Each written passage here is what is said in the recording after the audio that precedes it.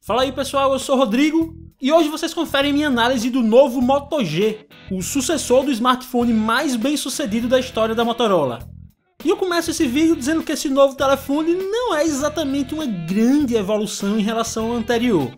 O que a Motorola optou por fazer foram alguns ajustes para tentar tornar melhor o que era bom. Então vamos por partes. Quais são as principais novidades do novo Moto G? Primeiro, a tela maior. Agora são 5 polegadas contra 4.5 do anterior. Também existe uma nova entrada para cartão micro SD. Tem TV digital no modelo de 16 GB.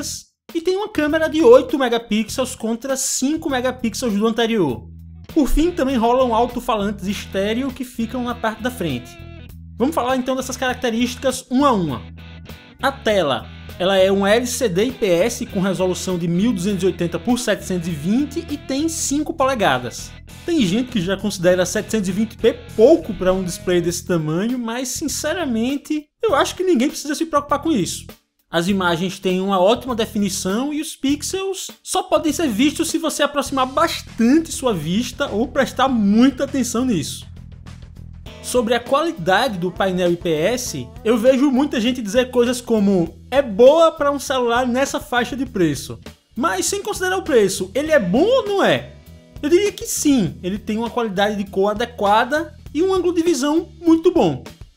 Quem tem ou já viu um Nexus 5, eu diria que o ângulo de visão é bem similar, ou seja, distorce um pouquinho quando você inclina muito o telefone.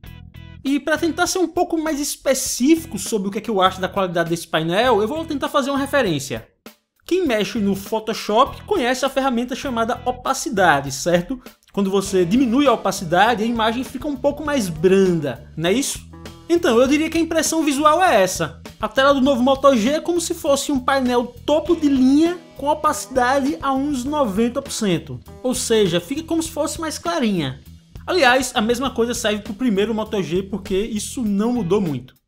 Agora sobre a câmera, um fato, ela tá melhor para fotos. Tem um foco melhor e a qualidade de imagem também superior ao primeiro Moto G. Isso faz com que em uma situação de disparo rápido, a chance de você conseguir uma boa imagem seja bem maior.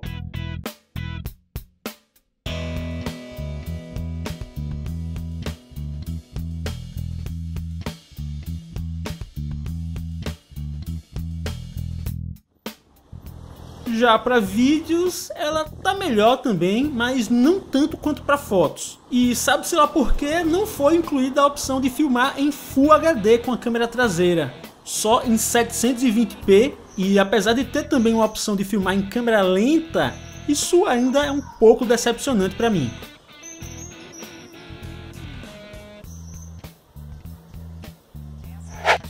TV digital, ela só rola no modelo de 16 GB e funciona muito bem no padrão ANSEG. Precisa de um adaptadorzinho plugado na entrada de fone de ouvido para captar o sinal. E tem até umas opções legais, como gravar a programação. Sem dúvidas, é um adicional bacana, sem muita coisa para falar sobre isso. Um ponto um tanto quanto polêmico nesse novo Moto G é a bateria.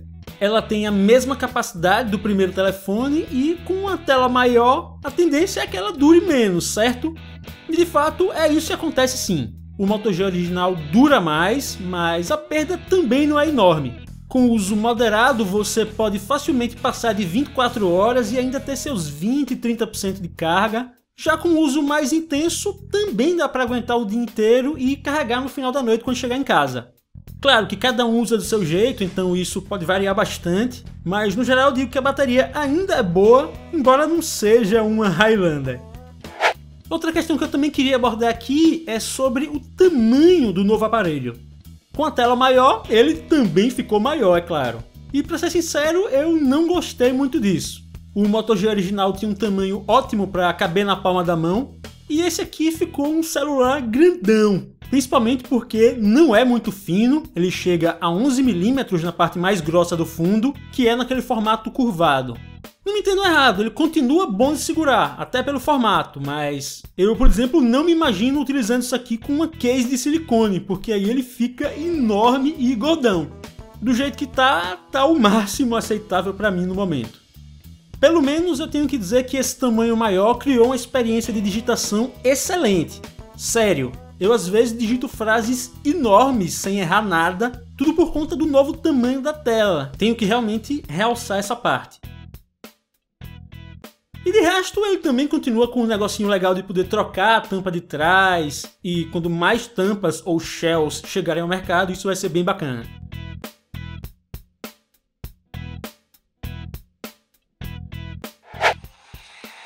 Muita gente me perguntou no Facebook uma coisa: Rodrigo, como é que ele tá para jogos? Tá melhor? E galera, não tem segredo nessa parte. O processador, o chip gráfico, a memória RAM, a resolução da tela, tá tudo isso igual, então o desempenho vai ser a mesma coisa do primeiro Moto G.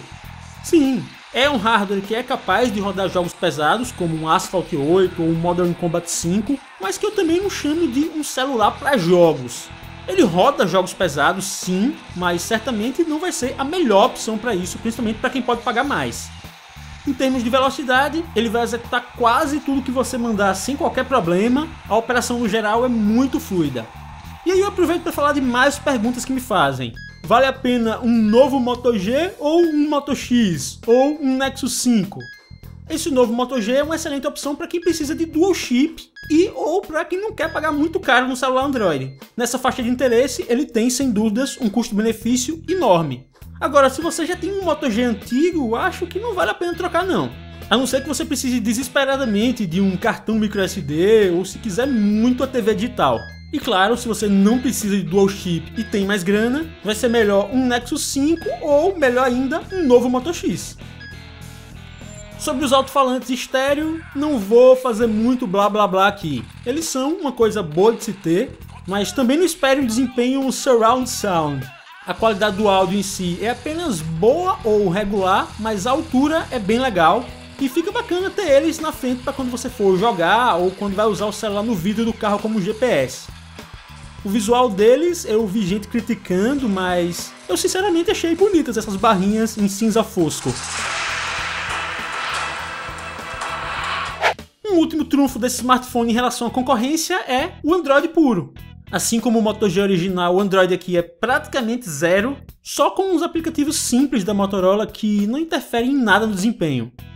O gerenciamento de 2 chips é bom, dá inclusive para você escolher qual é a linha que vai prover o plano de dados em tempo real. E os aplicativos da fabricante têm até umas funções legais, como definir perfis de privacidade, fazer a migração fácil de aparelhos que você já tinha antes, etc. Ah, e não tem aquelas funções como notificações ativas do Moto X, que fique bem claro. O bacana do Android quase puro é que fica muito mais fácil da Motorola adaptar as novas versões do Android para ele. E isso certamente vai continuar acontecendo, até porque o hardware é suficiente para isso. E essa foi a minha análise do novo Moto G, pessoal. Colocando prós e contras na balança, acho que a parte positiva supera as pequenas falhas, e esse deve ser mais um sucesso aqui no Brasil. Se vocês gostaram desse vídeo, por favor, clique em gostei. E se é a sua primeira vez aqui no canal, clique em inscrever-se, porque assim você acompanha meus próximos envios aqui no YouTube.